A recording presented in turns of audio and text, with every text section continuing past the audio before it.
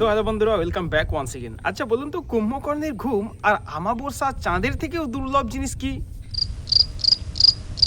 ঠিকই ধরেছেন, ভোটের আগে আমাদের প্রিয় নেতারা 5 বছর ধরে এদের টিকিটাও দেখা যায় না, মিস্টার ইন্ডিয়ার মতো গায়েব হয়ে যায়, কিন্তু যেই না ইলেকশনের ঘন্টা বাজে অমনি পিঁপড়ের মতো গর্ত থেকে বেরিয়ে আসতে শুরু করে। তো আজ আমরা এসব নির্বাচনী বসন্তের কোকিলদের একটু পোস্ট ম্যাডাম করব। তো চলো তাহলে আর দেরি না করে শুরু করা যাক। সারা বছর আপনি রাস্তায় মোড়ে পড়ে থাকলেও এই নেতা বাবুরা আপনার দিকে ভুলেও তাকাবে না, কিন্তু ভোটের ঠিক 1 মাস আগে উফ কি ভালোবাসা! রাস্তায় পেলেই আপনাকে এমনভাবে জড়িয়ে ধরবে, মনে হবে ছোটবেলায় সেই কুম্ভ মেলায় হারিয়ে যাওয়া আপনার আপন ভাই। আর এইসব নেতা বাবুদের আপনাকে দেখা মাত্রই এদের ওভার অ্যাক্টিং আরো 10 গুণ বেড়ে যায়। দেখা মাত্রই আরে পল্টু যে, তা কত বড় হয়ে গেছিস বাবা, তা শরীর ভালো তো, বাড়ির সবাই ভালো, তা কাকিমা কেমন আছেন? এখন আপনি যদি সম্মানের খাতিরে তাকে পা ছুঁয়ে প্রণাম করতে চান, বলবে আরে থাক থাক থাক, তুই তো আমার আপন ভাই রে, তোর স্থান পায়ে নয় বুকে, বুকে আয় বুকে। ভাই গত সপ্তাহেই তো আমি এই নেতার বাড়ির সামনে দিয়ে পার হচ্ছিলাম বলে ওর ড্রাইভারকে দিয়ে আমাকে গালি খাইয়েছে, আর এখন যেই ভোট এসেছে অমনি আমাকে জড়িয়ে ধরে বলছে আমি নাকি ওর আপন ভাই। আসলে ভোট আসলেই এই নেতাদের হাত সবসময় নমস্কার মোডে লক করা থাকে, এরা যাকেই পায় তাকেই নমস্কার।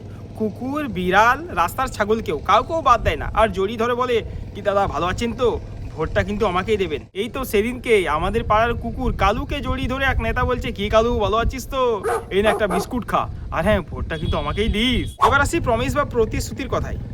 একজন প্রেমিক প্রেমিকা ব্রেকআপের আগে যত না মিথ্যা কথা বলে, তার থেকে শতগুণ মিথ্যা কথা বলে এই নেতারা এক জনসভায়।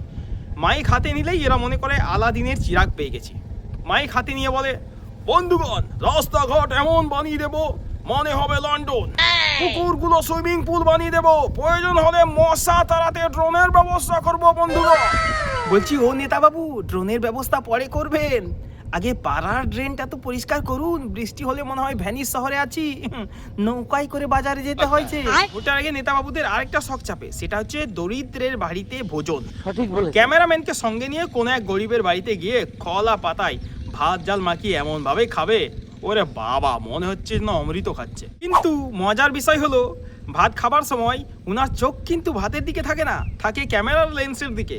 যেই ছবি তোলা হয়ে যায় অমনি উনি মিনারেল ওয়াটার দিয়ে হাত ধুতে ধুতে টিস্যু পেপার খোঁজেন, আর মনে মনে বলেন সালা ভোট নেওয়ার জন্য আমাকে কত কিছুই না খেতে হচ্ছে।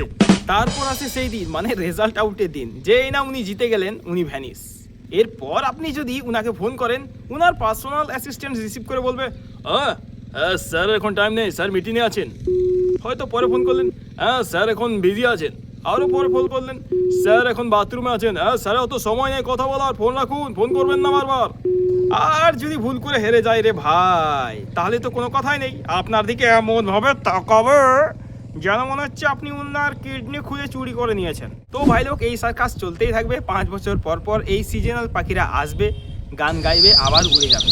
আর আমরা সাধারণ পাবলিক হলাম সেই দর্শক যারা টিকিট কেটে মানে ভোট দিয়ে এই নাটকগুলো দেখি, আর পপকর্ন ফুরিয়ে গেলে খালি ঠোঙা নিয়ে বাড়ি ফিরি। ভিডিও ভালো লাগলে লাইক দিন আর সাবস্ক্রাইব করুন। আর হ্যাঁ, আপনার কোনো পাড়ার নেতা কি এমন কোনো প্রতিশ্রুতি দিয়ে পালিয়েছে? যদি হয়ে থাকে তাহলে কমেন্টে জানান। আবার দেখা হবে একটা নতুন ভিডিওতে।